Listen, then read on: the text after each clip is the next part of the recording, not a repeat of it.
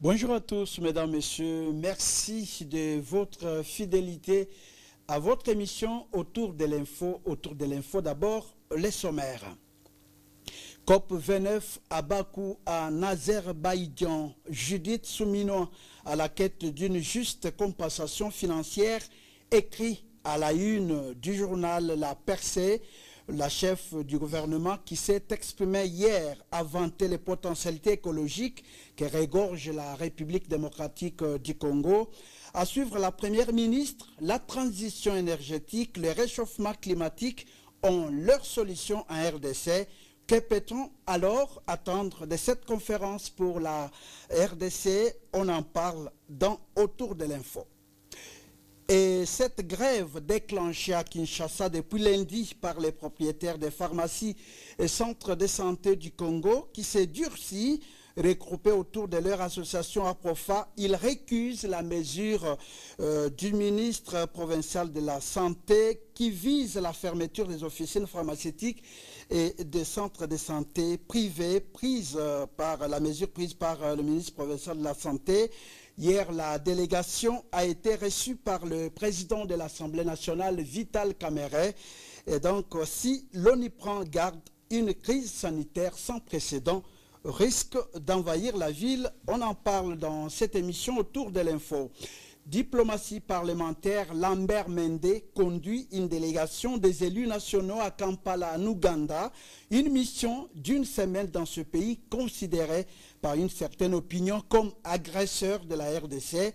Que sont-ils allés chercher là-bas après le passage du président de la République? Analyse et commentaires dans cette émission Autour de l'info. En direct dans vos maisons, vous pouvez réagir en écrivant sur le numéro qui s'affiche au bas de vos écrans. Mesdames, Messieurs, voilà tout pour les sommaires. Les détails, c'est à présent dans cette émission Autour de l'info.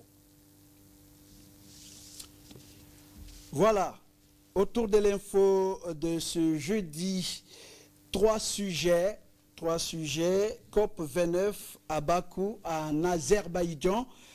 Quelles sont les attentes pour la République démocratique du Congo? Et puis cette grève qui s'est durcie, la grève des propriétaires des pharmacies et des centres de santé de Kinshasa.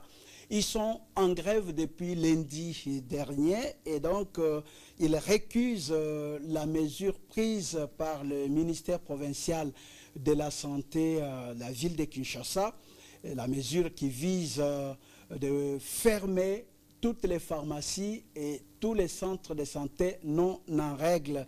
Et donc la grève a déjà commencé depuis lundi et donc difficile de trouver un produit pharmaceutique dans les différentes pharmacies qui ont fermé.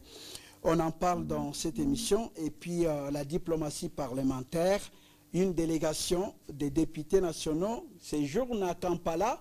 La délégation conduite par l'honorable Lambert Mende Omalanga. Qu'est-ce qu'ils sont allés chercher là-bas? Quelle est la finalité de cette mission?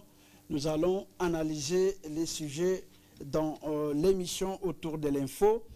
Voilà, déjà sur ce plateau, un invité, les autres vont nous rejoindre. La pluie a perturbé les choses. Je reçois M. Crispin Longomba. M. Crispin, bonjour. Bonjour Gustave. Vous êtes journaliste et merci d'avoir accepté notre invitation. Merci, c'est moi qui vous remercie. D'accord. Avant d'entamer nos sujets, suivons d'abord ce reportage sur la grève des tenanciers de pharmacies et centres de santé. Dans sa décision numéro 0365-ACTP-CAB-DG-D12-TM-2024, l'autorité congolaise de la réglementation pharmaceutique ACOREP avait pris la décision de fermer les établissements pharmaceutiques privés qui n'auraient pas respecté les exigences d'octroi des autorisations d'ouverture et de fonctionnement dans l'embauche d'un pharmacien attitré, d'un pharmacien assistant et d'un assistant de pharmacie. Cette décision a a suscité une révolte au sein de l'association des propriétaires de pharmacies du Congo, APROFACO, qui a entamé depuis quelques mois des contacts avec différentes autorités du pays pour solliciter gain de cause. Le mercredi 13 novembre 2024, une délégation de la Profaco conduite par son président Daniel Kabeya a été reçue par le président de l'Assemblée nationale, le professeur Vital Kamerhe, qui a été alerté autour de cette question en rapport direct avec la population. La Profaco est venue solliciter auprès de l'autorité législative la révisitation de l'ordonnance loi numéro 27 du 27 mars 1952 sur l'hygiène publique, la loi numéro 91/018 du 30 mars 1997 créant l'ordre des pharmaciens en RDC, ainsi que la loi cadre qui stipule que les établissements pharmaceutiques doivent être des propriétés personnelles d'un pharmacien ou d'un groupe de pharmaciens attitrés. En exigence de l'application de cette loi qui ne cadre plus avec le contexte actuel, la COREP exige à chaque tenancier d'une pharmacie d'embaucher 3 cadres, dont un pharmacien titulaire, un pharmacien assistant et un assistant en pharmacie, tous recrutés sous la supervision et en conformité avec les conditions de prestations imposées par le Conseil national de l'ordre des pharmaciens, exigeant un minimum de $600 de salaire à chacun de 3 personnes embauchés, ce qui porte les frais administratifs mensuels à $1 800 américains pour chaque établissement, pendant que le capital moyen par établissement ne dépasse pas $10 000. D'autre part, la FROPACO a sollicité l'implication du président de l'Assemblée nationale pour que la COREP retire cette décision afin de permettre à l'autorité provinciale de mettre en place un cadre de concertation entre les structures étatiques et les structures privées du secteur pharmaceutique. Nous sommes devant un problème, un dilemme pour lequel nous sommes en train d'être pourchassés par le ministre provincial qui nous exige des conditions qui ne sont pas unes afin de tenir nos pharmacies. Il nous donne un moratoire d'1 mois pour que nous puissions nous mettre au diapason de la loi qui date de 1952. Alors nous avons trouvé qu'il fallait recourir au premier d'entre nous qui est les législateurs afin qu'on puisse revoir cette loi, afin qu'on puisse surseoir ou suspendre cette mesure. Quant à nous, nous allons nous organiser pour rentrer dans cet assainissement qu'il est en train de demander. Et le président de l'Assemblée nationale nous a rassurés, nous a dit qu'il va s'impliquer personnellement afin de trouver des solutions idoines. Le président de l'Assemblée nationale, très préoccupé par cette situation qui risquerait de créer un chaos dans la desserte des médicaments avec une incidence néfaste sur la santé de la population, est intervenu immédiatement en appelant le gouverneur de la ville de Kinshasa à suspendre cette décision pour examiner avec tous les acteurs impliqués les possibilités d'un assainissement progressif de ce secteur. Une satisfaction pour la délégation de la Profaco qui s'est dite très satisfaite du speaker de la Chambre basse du Parlement. Notez que l'annuaire de l'ordre des pharmaciens renseigne que la République démocratique du Congo ne dispose que de 1166 pharmaciens pour une démographie d'environ 100 millions d'habitants. D'autre part, 97% des établissements pharmaceutiques sont actuellement détenus par les privés qui peinent même à soulager toute la demande en médicaments sur l'étendue du pays. Appliquer une telle décision reviendrait, selon la Profaco, à condamner la population congolaise à mort. Voilà, Kispin Longomba, vous avez suivi les reportages et sur le terrain, les pharmacies ont fermé, les centres de santé ont fermé et la crise s'est durcie. Comment vous analysez cette situation? Oui, Gustave, le gouvernement provincial, par le canal du ministre provincial de la Santé, a pris une série de mesures à l'encontre des pharmaciens, tenanciers de pharmacies et de centres de santé, et mesures qui sont contestées par le concerné. Et je pense que c'est question d'examiner froidement la question. Nous sommes dans une république, nous sommes un État, et effectivement il y a la nécessité de pouvoir réglementer les choses, de pouvoir marcher selon l'ordre établi. Et dans ce sens-là, il est normal que le ministre de la Santé puisse faire en sorte que le secteur soit encadré, soit orienté pour que l'activité soit efficace. Mais il y a une chose, nous sommes dans un pays où, si vous voyez très bien, le secteur de la santé est plus dominé par le privé. Ce sont plus les privés. Les reportages parlent de 97%.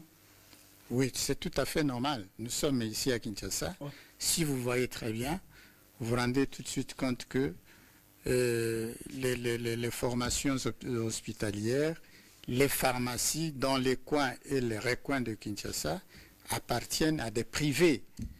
Et donc, cette mesure-là, c'est bon, on ne refuse pas, par souci de réglementation, oui, mais regardons la situation que nous avons en face. Si aujourd'hui, ces mesures-là sont mises en application, quelles seraient alors les retombées?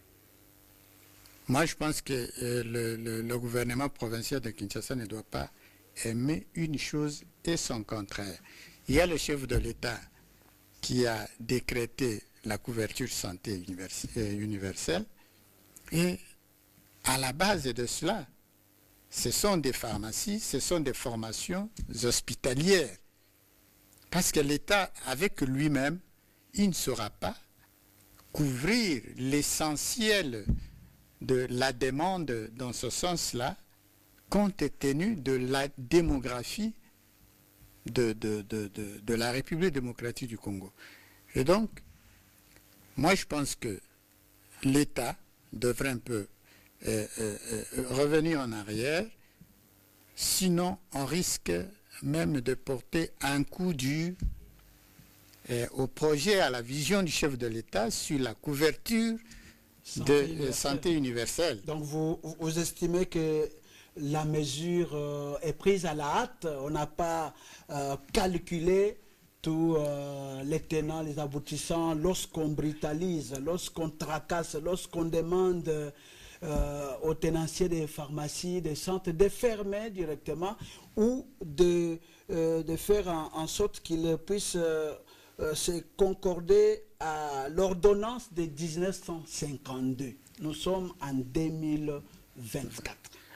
Trouvez-vous que c'est normal une telle mesure? Oui, Gustave, la mesure en soi est normale, mais elle est rigoureuse et elle n'a pas tenu compte des temps et des circonstances dans lesquelles le peuple congolais vit et les conditions dans lesquelles les pharmacies privées, les centres hospitaliers privés fonctionnent.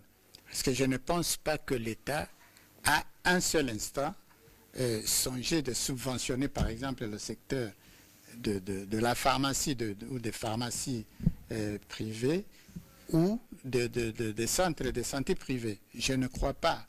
Et l'État lui-même, même quand vous êtes dans les hôpitaux de l'État, mais on vous fait une ordonnance sur place et là, ils n'ont pas de médicaments.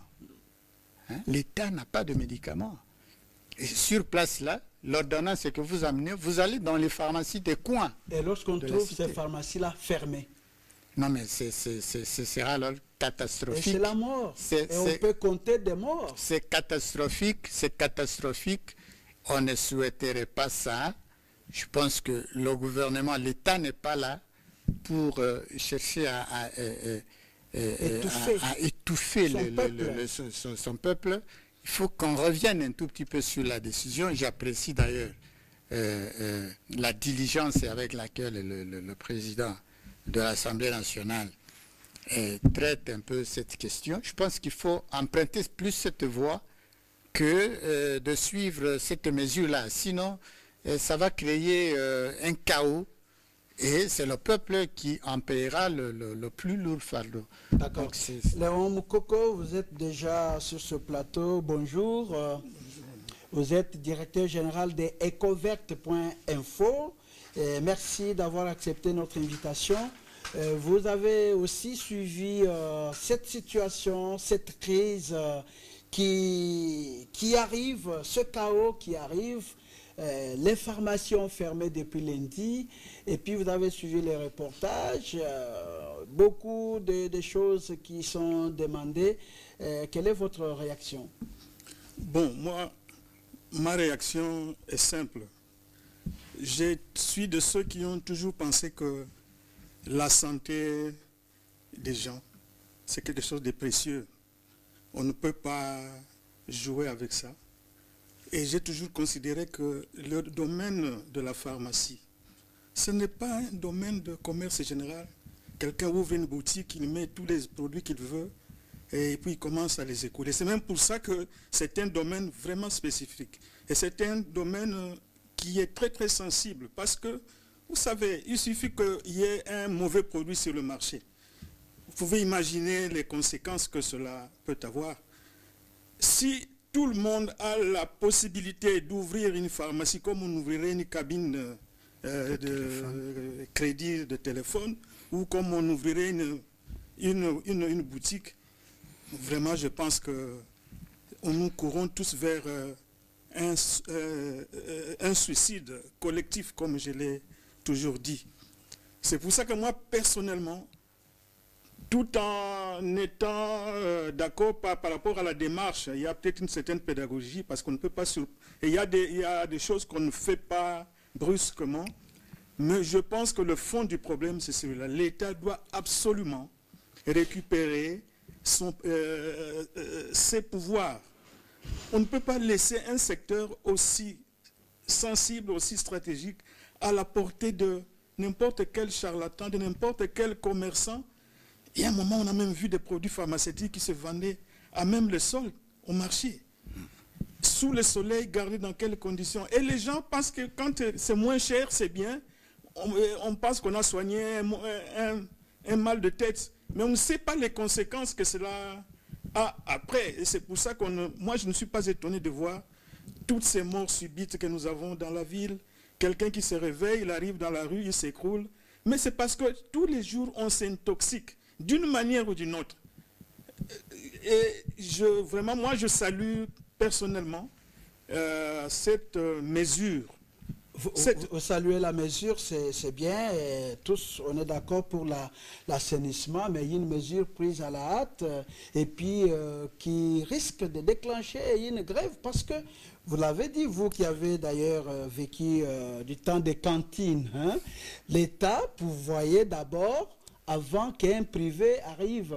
Alors si on ferme, vous avez suivi les reportages, 97% des tenanciers des pharmacies, ce sont des privés. Et l'État qui vient pour réglementer, pour réguler les secteurs n'a rien. Oui, que faire? Oui, moi je suis tout à fait d'accord avec vous. Mais moi je pense que l'État, avant même de prendre des mesures, doit d'abord s'assurer que lui-même prêche par l'exemple. Voilà. Mon co-débatteur venait de parler ici des pharmacies des hôpitaux. Normalement, dans chaque hôpital, dans chaque grand hôpital, on devrait avoir une grande pharmacie. Je ne peux pas comprendre qu'un médecin puisse donner une ordonnance à un malade et le gars de malade doit courir dans toute la ville. Souvent, dans le rayon où se trouve l'hôpital, on ne trouve pas le produit. Il doit vraiment aller dans tous les coins de la ville. Et parfois, au retour, il trouve même que le malade est déjà mort. Parce que fatigué d'attendre les produits, bon, le pauvre, il s'en est allé. Et c'est ça la situation. Oui, donc l'État doit d'abord commencer par prêcher par l'exemple. Et c'est pour ça que, personnellement, j'ai salué la mesure de la couverture santé universelle. Ouais. En tout cas, à mon point de vue, ça devrait normalement aller dans ce sens-là. Je ne peux pas comprendre que dans un hôpital comme l'hôpital général de référence de Kinshasa ici, qu'on ne puisse pas trouver... Normalement, c'est là même qu'on devait avoir une pharmacie de référence. Tout à fait. Dans tous les grands hôpitaux de cette ville, on devait avoir des pharmacies de référence. Normalement, les gens, même partis des dispensaires, devaient courir là-bas pour venir chercher les produits. Et là, en ce moment-là, l'État, à travers le ministère de la Santé, est en train de protéger les gens. Parce que les produits qui sont exposés dans ces pharmacies-là, c'est des produits qui sont Exposés testés dans toutes les bonnes de conditions. bonnes conditions, bien encadrés et bien suivis. Et à ce moment-là, l'État peut même être tranquille que voilà, ma population est bien prise en charge. Mais lorsque vous amenez quelqu'un aux urgences, vous arrivez, on place le malade sur le lit et on établit une ordonnance, on vous donne. Allez chercher, nous n'avons pas ces médicaments. Et comme vous l'avez dit, on parcourt toute la ville pour trouver un produit pharmaceutique. Et aujourd'hui, prendre la mesure de fermer déjà les pharmacies qui existent, c'est créer un chaos. Alors, je crois que les reportages avec ce que le président de l'Assemblée nationale a demandé au gouverneur de surseoir la mesure, c'est quand même normal. Oui, c'est tout à fait normal. C'est ce qu'il faut d'ailleurs. C'est la bonne manière de procéder.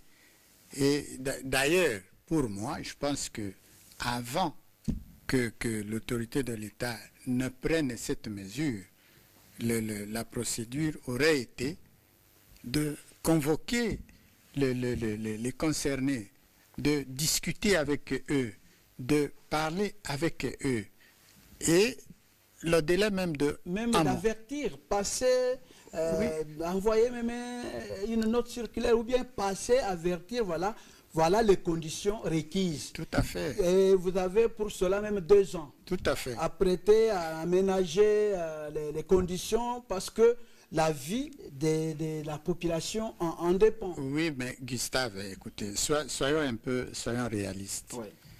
Quelle pharmacie privée, ici à Kinshasa comme ailleurs en République démocratique du Congo, peut payer à son travailleur ou à un travailleur près de $600 américains?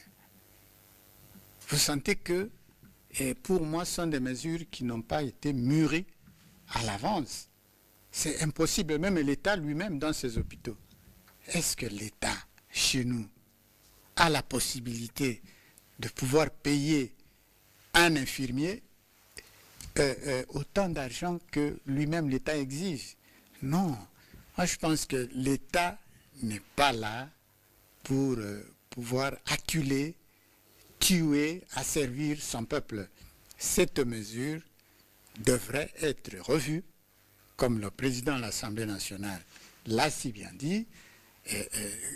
Refaisons les choses proprement et mettons les concernés dans une situation telle que ils peuvent se préparer, même si besoin de pouvoir, oui, même si besoin de réglementer, de remettre à l'ordre ce secteur il y a, mais qu'on le fasse lentement, phase par phase, étape par étape. C'est à ce moment-là que nous aurons en même temps un service sanitaire assaini, pharmaceutique assaini, et c'est l'État qui en bénéficie, c'est le peuple qui en bénéficie, mais aussi ces pharmacies, il ne faut pas oublier l'aspect économique de ces pharmacies. Ils contribuent quand même à l'économie nationale. Alors l'État ne peut pas brusquer les choses comme ça et prendre les gens au dépourvu, quand bien même il peut dire non, il faut 1 mois pour se préparer, mais c'est insuffisant. 1 mois. Hein? 1 mois, c'est insuffisant. Léon Moukoko, d'accord avec Crispin Longomba? Oui, je suis... Parce que parmi les mesures, il faut que chaque pharmacie engage 3 pharmaciens. Un pharmacien titulaire et 2 assistants, mais qui sont des pharmaciens. Or, pour l'ensemble de la République, on ne peut compter que 1666, comme on a dit, pharmaciens formés. Alors, d'abord, un nombre insuffisant pour toutes les pharmacies, mais aussi on demande à chaque pharmacie de payer au moins $600 à chaque pharmacien engagé. Trouvez-vous normal? Bon, c'est là effectivement que je pense que mon co-débatteur peut avoir raison dans une certaine mesure où, par exemple, par rapport à ce qu'il faut payer aux gens, Oui. nous sommes quand même entre nous ici. Même l'État Même l'État, est-ce qu'il paye tout ça à ses propres fonctionnaires? Donc, à ce niveau-là, je crois qu'il y a moyen de faire la part des choses. À mon avis, on devrait d'abord commencer par encadrer ce secteur. Je sais que la loi prévoit que pour qu'il y ait une pharmacie, il faut que l'activité soit parrainée par un pharmacien formé. Je crois que là, ce n'est pas une mauvaise chose parce que ça permet quand même de fiabiliser un peu les opérations qui s'y font. Alors, je dis qu'il faut commencer par encadrer. Est-ce que tous les tenanciers de pharmacie sont recensés? Bon, je ne sais pas comment ils sont organisés, mais je suppose qu'ils sont recensés et qu'il y a en interne des mécanismes d'encadrement, formation, mise à niveau, tout ça. Je pense que c'est des genres de choses sur lesquelles on devait veiller. Aussi, faire l'autocontrôle. C'est-à-dire qu'en s'ils sont organisés, je crois qu'il devrait quand même avoir des structures qui devraient voir est-ce qu'il n'y a pas des gens qui vendent des faux produits parmi nos membres, tout ça. Ces moments-là, ça peut mettre tout le monde à l'aise et même l'État peut faire de plus en plus confiance à nos compatriotes. Je comprends que c'est vrai que c'est un secteur qui participe à l'économie de notre pays. Mais attention, c'est pas parce qu'on contribue à l'économie qu'on peut faire n'importe quoi. Je suis tout à fait d'accord avec eux. Quand quelqu'un investit dans un secteur, il faut qu'il se retrouve. Mais je crois qu'il faut aussi quand même qu'on suive les normes. L'État doit jouer son rôle d'encadrement. Pas seulement frapper, mais encadrer au fur et à mesure, tout ça. S'il y a des gens qui vraiment ne respectent pas. Ce sont des partenaires. Ce sont des partenaires de l'État. Donc je crois que ça devrait être pour nous vraiment une occasion pour réfléchir. Et je suis heureux que le président de l'Assemblée nationale se soit invité dans sa décision numéro 0365/ACTP/4-DG/D12/TM/2024, l'autorité congolaise de la réglementation pharmaceutique ACOREP avait pris la décision de fermer les établissements pharmaceutiques privés qui... Nous allons entamer le deuxième sujet parce que notre temps est parti. Seulement, on peut retenir que le président de l'Assemblée nationale a demandé au gouverneur de la ville de Kinshasa de pouvoir d'abord arrêter cette mesure parce que sinon, il y a un chaos qui risque de frapper la ville sur le plan sanitaire et donc le gouverneur doit comprendre ce que le peuple, parce qu'en voyant Caméré, on voit le peuple, et donc ce que le peuple demande, stopper d'abord la mesure, et allez-y, comme les invités l'ont dit, avec des mesures d'encadrement, pour pouvoir arriver à une bonne solution apaisée. Voilà. COP 29 à Bakou, en Azerbaïdjan. Nous avons dit dans les titres, qu'est-ce que la RDC peut attendre de ces assises?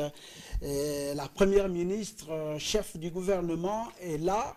Hier, elle s'est adressée aux participants et puis elle a vanté les potentialités, les ressources naturelles qui regorgent la République démocratique du Congo, les potentialités écologiques. Et donc, pour Judith Souminois, la solution à la transition énergétique, la solution au réchauffement climatique se trouve en RDC. Voilà. Léon Moukoko, directeur de ecovert.info, vous suivez de près ces assises. Quelle est votre appréhension par rapport à ce qui s'est fait jusque-là? Bon, d'abord, partout où les gens se retrouvent pour parler de l'environnement, du climat, tout ça, moi, je vais toujours saluer. Parce que sans un environnement assaini, l'humanité n'a aucun avenir du tout. C'est ce que nous sommes en train de vivre en ce moment ici. Alors, Je salue la présence de notre chef de gouvernement à Bakou et j'ai suivi ses premières prises de position, ses premières interventions et je crois qu'on est dans la bonne direction. La première ministre est effectivement en train de vendre l'image réelle de notre pays, pays que nous présentons comme pays solution. Pays solution, pourquoi? Parce que la RDC, avec notre forêt, en fait, c'est le deuxième poumon de la planète, après l'Amazonie. Donc, vous voyez tout de suite le rôle que notre bassin ici a à jouer dans l'équilibre, même dans l'équilibre du climat à travers le monde. Il y en a qui polluent à longueur de journée, qui polluent avec tout ce qu'ils dégagent comme matière fine, comme tout ce qui dérange notre santé. Et il y en a d'autres à qui on demande de ne pas toucher à leur forêt. Alors, c'est pour ça que là, je soutiens la Première ministre, parce que il y a le principe de pollueur payant. Toi, tu as pollué, tu payes. Nous, ici, nous avons des forêts, nous avons des populations autochtones qui passent toute leur vie à entretenir ces forêts, qui ne vivent que de cette forêt. Et lorsque même les mêmes gens qui polluent arrivent chez nous, ils ont tendance même à détruire encore notre couvert forestier. J'ai suivi hier un débat à l'Assemblée nationale où on fustigeait le comportement de nos amis qui investissent dans les mines au sud Kivu. Mais ça donne froid au dos. Ils arrivent, ils détruisent toute la biodiversité parce qu'ils ont besoin de creuser pour trouver les matières précieuses. Alors, la position de la RDC est tout à fait légitime. Vous nous demandez de ne pas toucher aux forêts, mais alors, donnez-nous quelque chose qui peut compenser pour faire en sorte que les populations, surtout les populations autochtones, qui ne vivent que de la forêt, puissent avoir des activités qui ne puissent pas porter atteinte à la forêt. Et c'est le fameux débat de crédit carbone. Parce que même dans la répartition de ces crédits, et là je salue le combat aussi de la ministre d'État, F. Bazaïba, qui vraiment chaque fois qu'elle a l'occasion de prendre la parole, elle revient tout le temps sur cela, qu'on doit absolument, on doit absolument traiter la RDC d'une manière équitable. Parce que dans la répartition de ces crédits, ces fameux crédits carbone, ce sont les mêmes gens qui polluent, qui gardent le gros des fonds pour eux, et c'est des miettes qui arrivent à ceux qui ont la charge de maintenir l'équilibre. Voilà. Je reviens à vous bientôt, même à Crespin. Suivons d'abord ce reportage de la Première ministre à Bakou en Azerbaïdjan et on revient sur ce plateau. Les échanges entre la Première ministre et les ministres britanniques des Affaires étrangères, David Lammy, ont porté sur le renforcement de la coopération et des relations bilatérales entre les gouvernements du Royaume-Uni et de la RDC, notamment la collaboration dans la lutte contre les changements climatiques et pour la protection des forêts, la promotion de partenariats gagnant-gagnant en matière de commerce, ainsi que les voies de résolution du conflit dans l'est du pays. Des propositions concrètes engager un certain nombre d'activités concrètes, y compris l'appui à la RDC pour faire valoir son rôle de pays solution à la COP30 de Belém au Brésil à la fin de l'année 2025. Avec Moura Amladji, secrétaire général adjoint des Nations Unies, elles ont fait le point sur les enjeux des négociations de Bakou et les points critiques qui intéressent la RDC dans son profil de pays solution. Elles ont également permis de mobiliser les soutiens de l'équipe climat des Nations Unies pour appuyer la RDC dans au moins 3 vallées critiques pour lui permettre de se présenter en vrai champion à la COP de Belém dans le nord du Brésil. Il s'agit notamment d'aider les pays à mieux articuler sa contribution déterminée à l'échelle nationale et de la finaliser avant la COP30, de permettre à la RDC de s'approprier des mesures d'application de l'article 6.4 validé à la COP29 le lundi 11 novembre 2024, visant à rendre opérationnel le marché du carbone et à la RDC de mettre son potentiel en valeur, de soutenir le pays à mieux affiner son plan d'adaptation. Tous ces instruments sont des conditions essentielles pour le positionnement stratégique du pays dans les négociations sur le climat. Les deux parties ont prévu de développer une feuille de route qui devra servir d'agenda de travail de la fin de la présente COP. La chef du gouvernement congolais a pris contact avec le président du Congo-Brazzaville, Denis Sassou Nguesso, dans un contexte où la coopération en bilatéral entre ces deux pays frères séparés par le fleuve Congo se porte bien. En outre, elle a pris contact avec le président du Ghana, pays dont la RDC envisage des liens diplomatiques encore plus forts. Notons que la COP29 se tient du 11 au 22 novembre à Bakou, en Azerbaïdjan. La première COP s'est déroulée en 1995 à Berlin, en Allemagne. La dernière COP 28 s'est tenue à Dubaï, aux Émirats arabes unis. Voilà, Crispin Longomba, vous avez suivi le reportage et je reviens sur ce que Léon Moukoko disait. C'est depuis 1975 que Mobutu a parlé des pays pollueurs payants. Mais jusqu'aujourd'hui, on participe à ces forums, on participe à ces conférences, mais on ne gagne presque pas. On n'a pas senti que lorsqu'on est allé à tel forum, voilà, la RDC a remporté autant de milliards de dollars ou des millions de dollars. Jusque-là, à ma connaissance, non, hein, Crispin Longomba. Oui, je commence par féliciter la hauteur avec laquelle la première ministre a pris la parole et sa façon même de clarifier les choses. Je pense que elle a fait une communication internationale très essentielle et très importante. Moi, je crois qu'ici, quand je la vois plutôt, elle s'applique plus en technocrate qu'en un politicien nu. Je pense que c'est de cette manière-là qu'il faudrait se comporter même prochainement devant des forums comme ceux-là.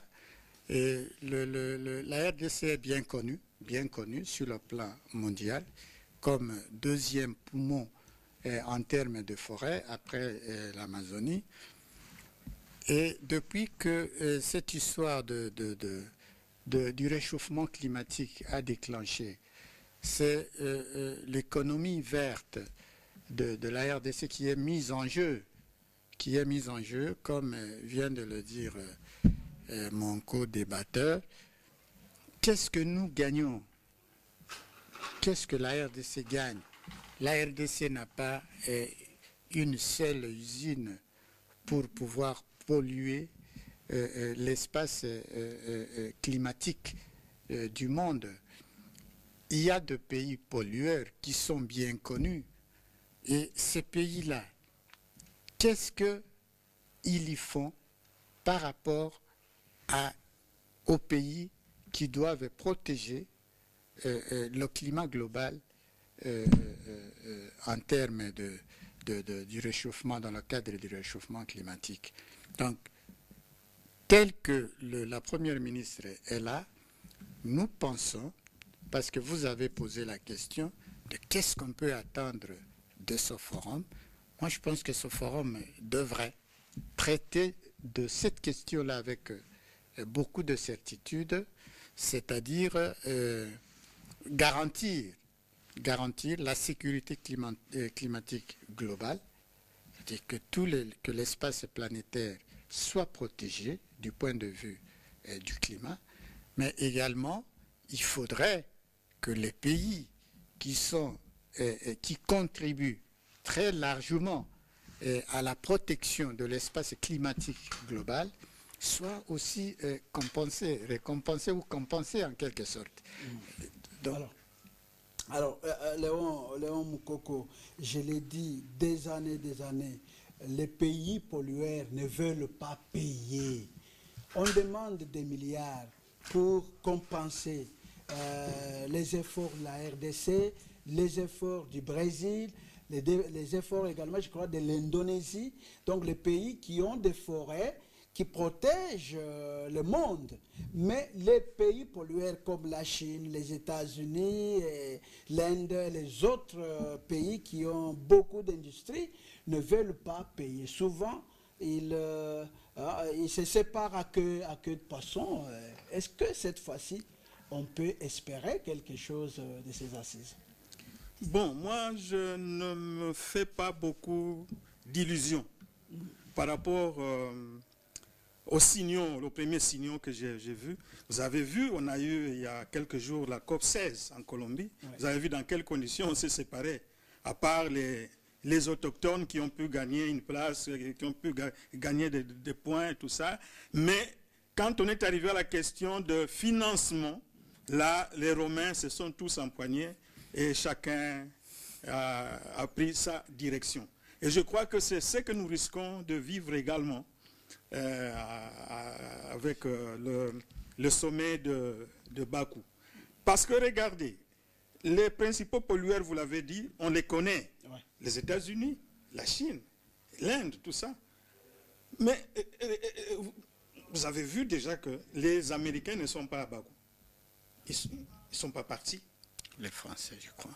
Oui, les Français, le président Macron n'y est pas du tout allé. Donc, déjà, moi... Or, ce sont ces gens-là, normalement, qui prennent le gros de la part du financement. Maintenant, ce sont les autres États, on va essayer de s'auto-consoler. Nous, on va faire de l'autoconsolation sur place là-bas. Bon, moi, j'ai ceci, moi, j'ai cela. Mais le fond du problème n'aura pas été résolu. Parce que vous allez continuer à dire à la RDC, écoutez, ne touchez pas à vos forêts parce que l'humanité en a besoin. Mais la RDC... qui a un gouvernement responsable va dire, mais écoutez, mais moi, ma population, le peuple d'abord, ma population est en train de moisir, de croupir dans la misère. Je fais quoi? Comme a dit mon frère Crispin, le discours de notre Premier ministre est super. Il dit, voilà, moi, RDC, j'ai des forêts, j'ai des tourbières, j'ai de l'eau, j'ai tout ce qu'il faut pour que l'humanité puisse vivre. Et elle a même prévenu, j'ai suivi un extrait ce matin, où elle a prévenu que nous devons aller vite. Nous devons aller vite parce que, comme disait le secrétaire général des Nations Unies à l'ouverture, le temps n'est pas notre meilleur allié. La situation, si nous ne prenons garde, comme j'ai toujours dit, nous allons vers un suicide collectif. Donc, il faut que ces grandes puissances-là, puissent à un certain moment se ressaisir. Ouais. Parce que nous sommes tous en conflit avec l'environnement. D'une manière ou d'une autre, nous avons péché. Le moment est venu pour nous de nous réconcilier avec l'environnement. Ouais. Et pour cela, ceux qui polluent, on leur demande de cesser de polluer. Et ils disent que non, nous ne pouvons pas cesser de polluer parce que c'est ce qui fait notre force. Économique. Vous avez suivi le président de l'Azerbaïdjan. Ouais. Qu'est-ce qu'il a dit à propos du pétrole? Il a dit, mais le pétrole que nous avons, c'est un don de Dieu. Donc, vous n'allez pas nous empêcher d'exploiter notre pétrole. Donc, vous voyez qu'on va tourner en rond. Et c'est pour ça que moi, personnellement, vous ne faites pas confiance. Je n'ai pas. Assises internationales. Tout à fait. Et c'est pour ça que je pense que nous, en interne ici, nous devons peut-être aussi mieux nous organiser parce que... Pour valoriser nos valoriser. Reboiser lorsqu'il le faut. Voilà, Gustave, vous l'avez dit. Parce que c'est bien d'aller à travers le monde et que voilà, nous sommes pays solutions. Mais qu'est-ce que nous-mêmes nous faisons de notre propre envie? Regardez dans la ville de Kinshasa. Tous les arbres qui ont été abattus. Combien d'arbres ont été remplacés? Toutes les rivières, nous quand on était jeunes, on allait même se baigner à Kalam, on allait pêcher du poisson. Mais regardez, toutes les cours d'eau sont en mort cérébrale, en état de mort cérébrale. Et qu'est-ce que nous-mêmes nous faisons? Nous attendons seulement que la... À Kinshasa, comme vous l'avez dit, les arbres ont cédé la place aux immeubles. Mais tout à fait. Et c'est la nuit, vous ne pouvez pas dormir. Exactement. C'est vraiment un réchauffement terrible. Et d'ailleurs, en venant à l'émission, j'étais en train de faire une réflexion un peu là. Ouais. Pendant que j'étais dans les embouteillages là. Je disais, mais au fait, je constate même qu'il n'y a plus de drapeaux de partis politiques sur nos avenues que des arbres. Oui, les drapeaux ont disparu aussi. Non, les drapeaux au moins en tout cas, on sait toujours les entretenir, mais les arbres. Le boulevard du 30 juin ici, il y avait des barres d'autres, des grands arbres, limba, tout ça. On a coupé, mais regardez qu'est-ce qu'on y a mis. Bon, c'est vrai qu'on a mis des fleurs, mais quel est l'impact des fleurs par rapport à un arbre qui donne de l'oxygène, qui vous fournit de l'oxygène? Njili là-bas, les fameux espaces eucalyptus d'Njili. Mais regardez dans quel état on l'a mis. En face de la régie des eaux, du côté de l'ozone. Allez voir les eucalyptus qui étaient là. D'ailleurs, pendant la période de Covid, c'est là que nous, on envoyait les enfants aller chercher des feuilles pour faire un peu cette fameuse tisane-là, qui nous a beaucoup aidé d'ailleurs à échapper à ça. Oui, donc c'est un peu ça. Crispin, d'accord, si vous n'avez pas confiance dans les assises internationales. Non, nous devons continuer à parler, à ne pas nous taire, et nous devons... Et à ne pas nous absenter. Non, pas du tout. Parce que, la politique des chaises vides ne paye pas. La République démocratique du Congo, c'est un pays dont la population vit essentiellement des produits forestiers. Donc, dire à nos populations ou demander à nos populations de surseoir ou d'arrêter d'exploiter la forêt, c'est une corvée, c'est de la mort. Donc si on demande toutes les forêts de son cours là, non, ne touchez pas. Pas du tout. Il y avait même un débat autrefois sur la forêt de Katakokombe, je crois, où il était question de délocaliser quelques villages pour raison du fait que ce sont des domaines réservés, acquis ou je ne sais pas. Mais la population s'était soulevée et finalement avait envahi la forêt. A mis cela en échec. Donc moi je crois que la question de la forêt c'est une question très capitale et notre pays, l'État congolais, ne doit pas la traiter avec fragilité. Donc nous allons, avec les grandes puissances, avec les pollueurs, et les convaincre qu'ils y doivent, pour que leurs économies, leurs industries continuent normalement, ils doivent tenir compte de pays qui fournissent de la protection climatique à l'échelle internationale. Donc c'est ça, nous continuons à espérer et nous revendiquons auprès de ces pays-là de pouvoir compenser la République démocratique du Congo pour que le monde bénéficie efficacement des atouts de notre forêt. Monsieur Laurent, on termine avec vous. Quels sont les mécanismes d'ailleurs des financements? Parce que notre temps est fini. Vous avez 1 minute seulement pour conclure ce sujet.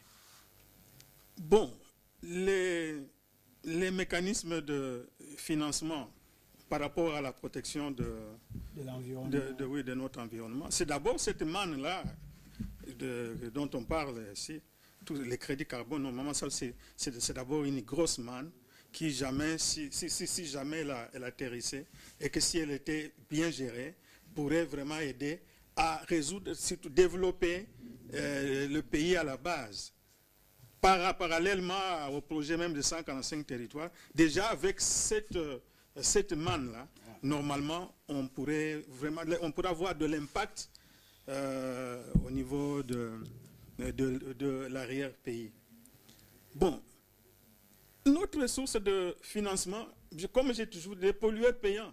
Même nous, ici en interne, vous avez votre fabrication, je ne sais pas de quel produit, vous polluez, le ministère de l'Environnement viendra tendre la main, écoutez, vous polluez en compensation. D'ailleurs, je vois devant certains établissements, je crois qu'on dit un commodo, des choses comme ça. Il y a une taxe comme ça qui existe. Donc la taxe d'assainissement, environnement, je crois que toutes ces recettes-là devraient pouvoir aider aussi, normalement, à bien organiser l'environnement et à recréer un peu... Malheureusement, ça n'arrive pas. Malheureusement, ça n'arrive pas parce que, évidemment, il faut... Parce que si vous faites le parcours des boutiques, des pharmacies et même des étalés, ce qui étale, tout ça, toutes les maisons, il y a toujours la taxe sur l'environnement. Il y a les inspecteurs de l'environnement qui passent et on donne quelque chose. Lorsque vous maximisez ou bien vous faites la sommation de tout ce qu'on a payé, c'est de l'argent qui devait retourner pour assainir certainement. Mais quand vous regardez la ville, en tout cas, il y a beaucoup de choses à dire. Donc, voilà, c'est par là que nous bouclons cette émission. Nous avons fini pour aujourd'hui. Mesdames, Messieurs, merci d'avoir été les nôtres. Nous avons reçu Léon Moukoko, directeur général de ecovert.info, et Crispin Longomba, journaliste. Voilà, merci à vous tous qui nous avez suivis. Merci à toute l'équipe technique. La suite, le mardi prochain. Au revoir.